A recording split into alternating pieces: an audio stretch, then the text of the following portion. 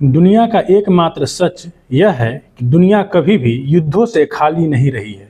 अगर मानव सभ्यता का इतिहास उठाकर देखा जाए तो एक बात जो हर सदी हर युग में कॉमन है वह है युद्ध। दुनिया भर में हर समय कहीं न कहीं युद्ध चल रहा होता है। ऐसा कहा भी जाता है कि दुनिया भर में शांति रहे इसलिए ज़रूरी है कि कहीं न कहीं युद्ध होता रहे। पता नहीं यह कैसी फिलॉसफी है। युद्ध किया जाता है किसी मसले या समस्या के निदान के लिए, लेकिन इतिहास गवाह है युद्ध से कोई मसला कभी हल नहीं हुआ, कोई निदान नहीं निकला। मशहूर शायर लुधियानवी ने क्या खूब कहा है, जंग खुद एक मसला है, जंग मसले का हल क्या देगी। दुनिया में जंग लड़ने वाले दो मुल्क को अंत में समझौते और बातचीत के लिए टेबल के दो किनारों पर बैठना पड़ता है। अमेरिका को तालिबान के साथ बैठना पड़ा, वियतनाम के साथ बैठना पड़ा, भारत को पाकिस्तान के साथ बैठना पड़ा। इसी कड़ी में अब खबर आ रही है कि रूस भी यूक्रेन के साथ बातचीत के टेबल पर बैठने के लिए तैयार हो गया है। नमस्कार, हमारा नाम निखिल है और आप जनता बोध देख रहे हैं। रूस यूक्रेन युद्ध को लेकर आ रहे नए अपडेट पर आज हम चर्चा करेंगे। रूस यूक्रेन युद्ध में सबसे ताज़ा अपडेट यह है कि रूस के राष्ट्रपति व्लादिमीर पुतिन ने गुरुवार को कहा कि वह यूक्रेन के साथ बातचीत के लिए तैयार हैं। ब्राज़ील, भारत या चीन दोनों देशों के बीच मध्यस्थता कर सकते हैं। रूस के राष्ट्रपति व्लादिमीर पुतिन के इस बदले रुख के पीछे क्या कारण है कहना मुश्किल है। विशेषज्ञ इसके पीछे कई कारण मानते हैं। पहला, पुतिन अब युद्ध से थक गए हैं। युद्ध शुरू होते वक्त उन्होंने नहीं सोचा था यह युद्ध इतना लंबा खींचेगा। दूसरा, पिछले कुछ दिनों में यूक्रेन भी युद्ध में आक्रामक हुआ है। रूस के कुछ हिस्सों पर उसने कब्जा भी कर लिया है। तीसरा, पिछले दिनों भारत के प्रधानमंत्री दोनों देश रूस और यूक्रेन की यात्रा पर थे, जहां प्रधानमंत्री मोदी ने दोनों देशों के प्रमुखों से युद्ध रोकने को लेकर बातचीत की थी, क्योंकि भारत शुरू से युद्ध को लेकर निरपेक्ष रहा और युद्ध रोकने को लेकर बयान देता रहा है।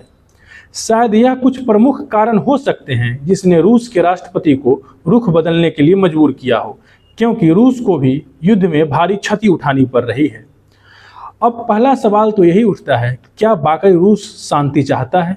क्या भारत, चीन या ब्राज़ील को आगे करके पुतिन शांति वार्ता के लिए आगे बढ़ेंगे? क्या शांति वार्ता या मध्यस्थता की चर्चा छेड़ना रूस की युद्ध नीति का हिस्सा है?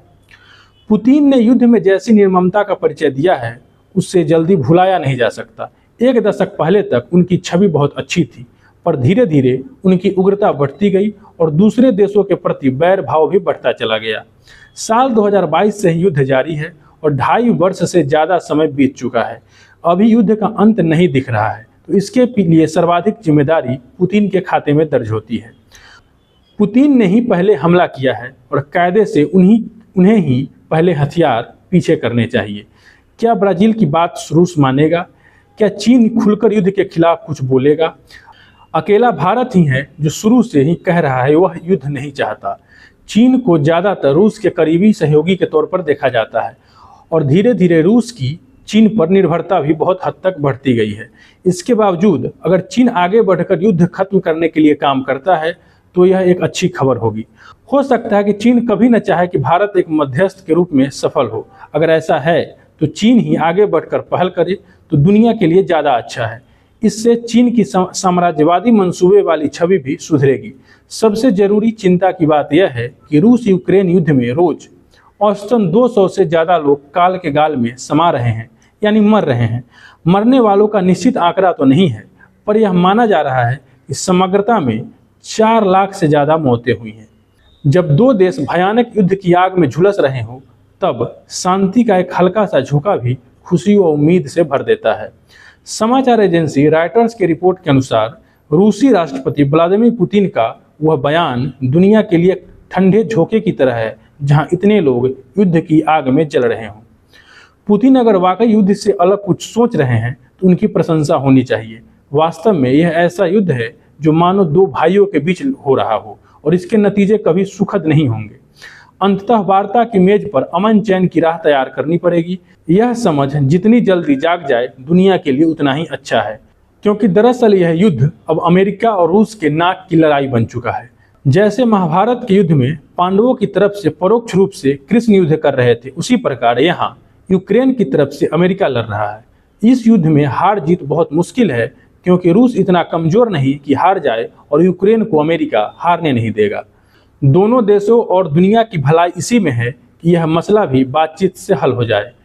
रूसी राष्ट्रपति पुतिन के इस शांति प्रस्ताव को यूक्रेन को आगे बढ़कर स्वीकार करना चाहिए। यूक्रेन के राष्ट्रपति जेलेंस्की ने भारत को पीस मीटिंग के लिए चुना था। जब भारत के प्रधानमंत्री बीते अगस्त में यूक्रेन की यात्रा पर थे, तब जेलेंस्की ने इच्छा जाहिर की थी। पुतिन के इस बयान के बाद अब देखने वाली बात होगी कि यूक्रेन क्या रुख अपनाता है। धन्यवाद, आभार। मैं निखिल कुमार।